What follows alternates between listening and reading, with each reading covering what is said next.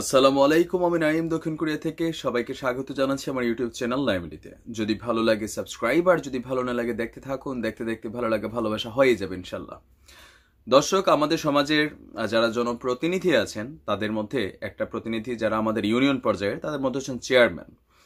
এই চেয়ারম্যানরা হাতে গোনা কয়েকজন বাদ দিলে অধিকাংশ চেয়ারম্যানরা নানান বিশেষণে বিশেষিত আছেন। চালচুর, গমচুর, ত্রাণচুর, ঢেউটিনচুর, নানান ধরনের। তো এর পাশাপাশি তারা মাঝে মাঝে প্রত্যেকটা ইউনিয়নে দেখা যায় যে আপনার ক্ষমতার বলে মন যা চায় ঠিক তাই করে। আর বিশেষ করে এই শ্রেণীর মানুষগুলোর টার্গেট হয় সমাজের দরিদ্র এবং কি ধরেন রাজনৈতিকভাবে যাদের কোনো কমিউনিকেশন নাই বা কানেকশন নাই, মানে মন যা চায় তাই করে একটা একটা মানে অস্থিতিশীল পরিবেশ। তো কিছু কিছু বিষয় যখন হয় সেটা নিয়ে সামাজিকভাবে প্রতিরোধ গড়ে তোলা এটা আমাদের দায়িত্ব। আমাদের এই ভিডিওগুলা আমরা চাই সর্বোচ্চ শেয়ারের মাধ্যমে উপযুক্ত কর্তৃপক্ষের কাছে পৌঁছাক, আর ঘটনার সত্যতা যাচাই করে সেটা সম্পর্কে পরবর্তী আপডেটিং করা হোক। দর্শক, কথা বলছি খালার সাথে ভাগিনার বিয়া, তবে আপন খালা না, বাট সম্পর্কে খালা। তাও এই খালা হচ্ছেন আপনার স্বামী পরিত্যক্তা ডিভোর্সি এক খালা, যে খালার বয়স হচ্ছে 38 বছর, আর তার 3 সন্তান আছে। আর যার সাথে বিয়ে দেওয়া হয়েছে যে ভাগিনা, সে আপনার অপ্রাপ্ত বয়স্ক একজন যুবক, যার বয়স হচ্ছে 17 বছর 5 মাস। আর তার মানে ঠিকানাটা হচ্ছে বাংলাদেশের নওগাঁর মান্দায় এই ঘটনা, তেঁতুলিয়া ইউনিয়নের সিংড়া গ্রামের এই ঘটনা। এখন কেন এই বিয়ে, এটা নিয়ে রয়েছে নানান ধরনের তর্ক বিতর্ক। আর বরাবরের মতন চেয়ারম্যানরা সেই দায়সারা ভাব, আমি দায়ী না, আমাকে ফাঁসানো হচ্ছে। ঠিক আছে, যদি আপনি দায়ী না হন, তদন্তের মাধ্যমে সেটা প্রমাণ করে আপনাকে যেন মাফ করা হয়। আর যদি ঘটনার সাথে আপনার জড়িত থাকার যে অভিযোগ, ওই যুবক থেকে, যার সাথে বিয়ে দিচ্ছে ওই মহিলা থেকে, স্থানীয় যারা জনপ্রতিনিধি আছে তাদের মুখেও কিন্তু আপনার নাম উঠে এসেছে। আর সেই চেয়ারম্যানের নাম হচ্ছে ব্রজেন্দ্রনাথ সাহা। মূল ঘটনা হলো যে এই যুবকের নাম বিপ্লব, তার বাবা আফসার আলী মন্ডল, তার মা ফাহিমা বেগম, মেবি ওনাদের নাম।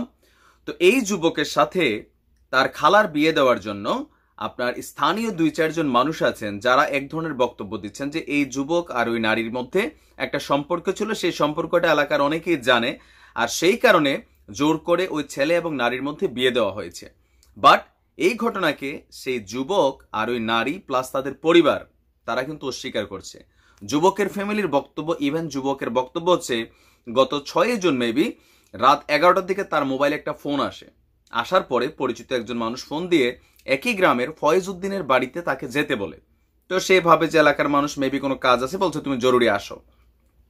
যাওয়ার পরে সেখানে তাকে পরিকল্পিতভাবে আগে থেকে ওই এলাকার কিছু একটা গ্রুপ আছে, এদের কয়েকজনের নাম হচ্ছে আপনার মুখলেস, তারপর হচ্ছে বাক্কার, জাম্মু, আফাস মাস্টার, মাতব্বর তাইজুল, তারপর হচ্ছেন যে আরো কয়েকজন সেখানে ছিলেন, থেকে তাকে ওইখানে বাড়িতে যাওয়ার পরে তার উপরে আকস্মিক আক্রমণ চালায়। তারপর তাকে নির্যাতন করা হয়, তাকে গাছের সাথে বাইধা রেখা আপনার চেয়ারম্যানের খবর দেওয়া হয়। পরবর্তী সময় চেয়ারম্যান আসেন, চেয়ারম্যান আইসো ছেলেকে পিটানোর পরে ওই যে মহিলা যার সাথে বিয়ে দেওয়া হয়েছে সম্পর্কে তার যে খালা, ওই 38 বছর বয়সী নারী যার অলরেডি 3টা সন্তান আছে, সেই নারীর বিধবা হওয়ারও ডিভোর্সি হওয়ারও একটা গল্প আছে। ওই নারীর ভাষ্য মতে এই ঘটনার সাথে জড়িত যারা আছে বাক্কার এবং জাম্মু, তার স্বামী থাকা অবস্থায় তাদের দরিদ্রতার সুযোগ নিয়ে বিভিন্ন সময় তাকে আপনার কুপ্রস্তাব দিয়ে আসছিলেন। তো তিনি যখন বিষয়টা তার স্বামীর সামনে উপস্থাপন করেন, তার স্বামীকে স্থানীয় সেই জনপ্রতিনিধিরা যারা এই ঘটনার সাথে জড়িত তারা সকলে মিলে তাকে ভুল বোঝানোর পরে তাকে ডিভোর্স দেওয়ার পরে এই ঘটনার দিন ওই মহিলাকে ওইখান থেকে জোর করে ধরে এনে এই যুবকের সাথে বিয়ে দেওয়া হয়।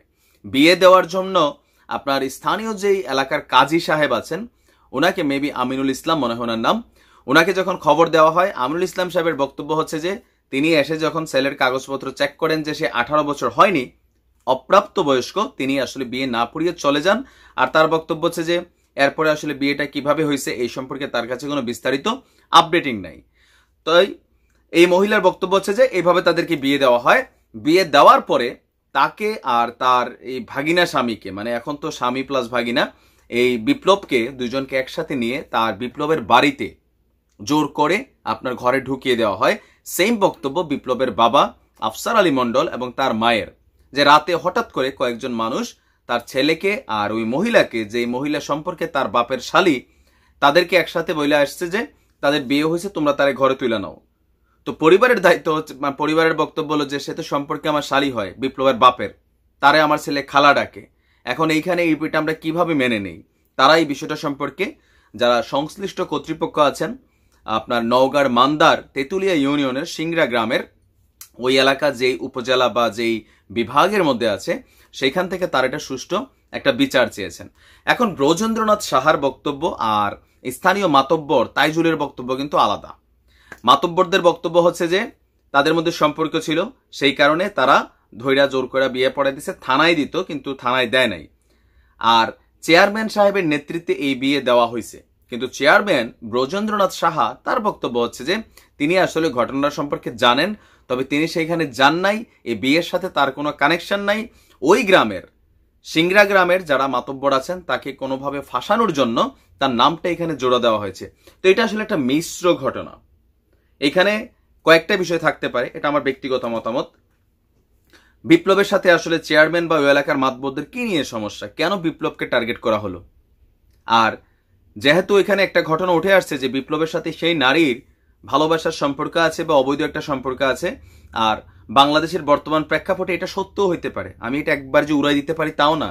বয়স 18 হলে কি হবে, পোলাপানে অনেক ব্লুটুথ। আর যেহেতু এই নারীর স্বামী নেই, হতেও পারে তিনি এই ছেলের সাথে অবৈধ সম্পর্কে জড়িত ছিলেন। এটা আমার ব্যক্তিগত মতামত, কারণ আমার কাছে একটা জিনিস সামঞ্জস্য আসে না। যেহেতু বিপ্লব এখানে বলে নাই যে তাদের সাথে বা তার সাথে তার বাপের সাথে এই যে মানুষগুলোর কোনো পুরোনো শত্রুতা আছে কিনা, যদি থাকে হয়তো ওইটার কারণে তাকে ফাঁসানো হচ্ছে, আর যদি না থাকে তাহলে অহেতুক একটা ছেলেকে বাড়ি থেকে ডাইকা নিয়া তার গাছের সাথে বাইধা পিটাইয়া সেই নারীর সাথে কেন বিয়ে দেওয়া হবে?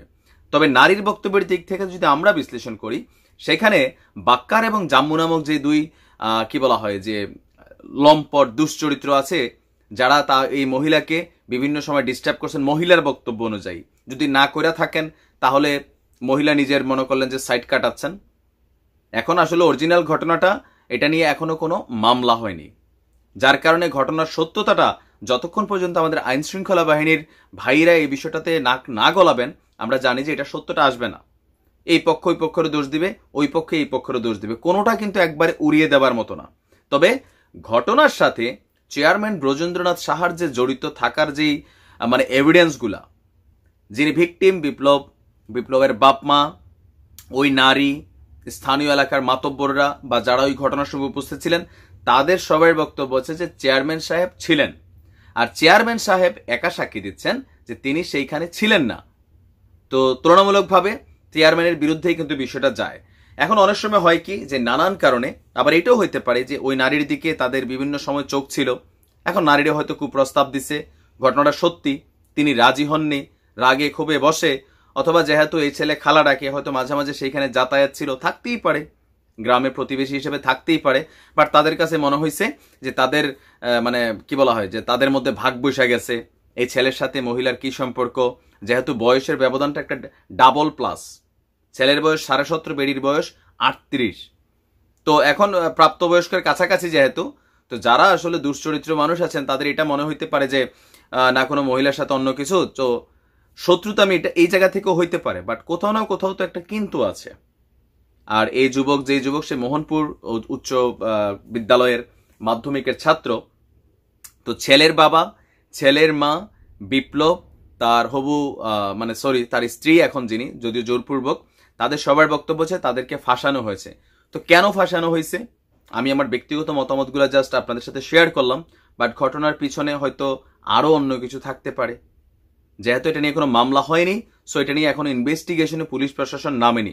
তবে ওই এলাকার যে থানার ওসি সাহেব আছেন, তিনি বলেছেন কোনো পরিবারের কাছ থেকে ছেলে বা ওই মহিলা, তাদের কাছ থেকে আসলে এখনো কোনো আনুষ্ঠানিক লিখিত অভিযোগ পাওয়া হয়নি।